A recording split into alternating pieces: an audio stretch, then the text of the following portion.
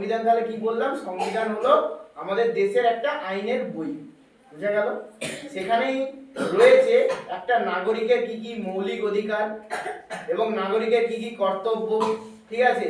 মানে নাগরিক মানে আমরা, ঠিক আছে। আমরা যে দেশে বাস করি, আমাদের দেশের নাম কি, ভারতবর্ষ। সেই ভারতবর্ষের আমরা প্রত্যেকেই নাগরিক, তাই তো। তাই আমাদের নাগরিক হিসাবে এই ভারতবর্ষ দেশের প্রতি কিছু দায়িত্ব রয়েছে এবং আমাদের প্রত্যেকেরই কিন্তু কিছু মৌলিক অধিকার আছে। যেমন আমাদের এই কক্ষে সবসময় বলা হয়, এই যে তোমরা পড়াশোনাটা করছো, এই যে তোমরা প্রাথমিক বিদ্যালয়ে আসছো, এটা কিন্তু একটা মৌলিক অধিকার, যেটা কিন্তু সংবিধানেই লেখা আছে। যেটা হচ্ছে 6 থেকে 14 বছর বয়স পর্যন্ত মানে অবৈতনিক বাধ্যতামূলক প্রাথমিক শিক্ষা সবাইকে গ্রহণ করতে হবে, ঠিক আছে। এটা কিন্তু আমাদের সংবিধানই প্রথম আমাদেরকে বলে যে এটা আমাদের মৌলিক অধিকার। তো এরকমই অনেক নিয়ম যেগুলো তোমরা বড় হলে প্রত্যেকেই এই সংবিধানে বিস্তারিত জানবে। তো আমি একটু দু এক কথা বলে, ঠিক আছে, তারপর ভারতের জনগণ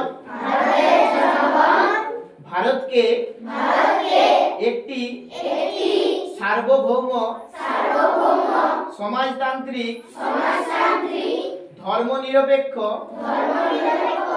গণতান্ত্রিক সাধারণতন্ত্র রূপে গড়ে তুলতে সত্যনিষ্ঠার সঙ্গে শপথ গ্রহণ করছি এবং তার সকল নাগরিক যাতে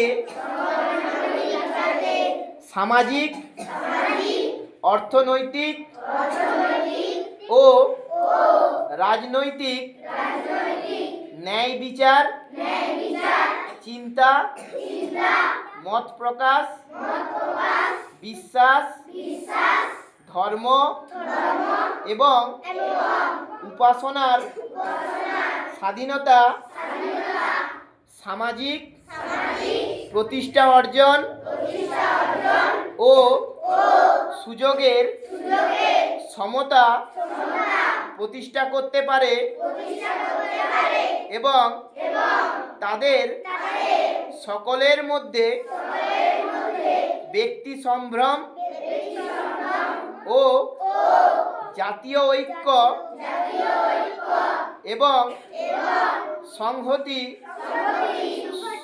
সুনিশ্চিত করে সৌভ্রাতৃত্ব গড়ে তুলতে আমাদের গণপরিষদে আজ 1949 সালের 26শে নভেম্বর এতদ্বারা এই সংবিধান গ্রহণ করছি, বিধিবদ্ধ করছি এবং নিজেদের অর্পণ করছি।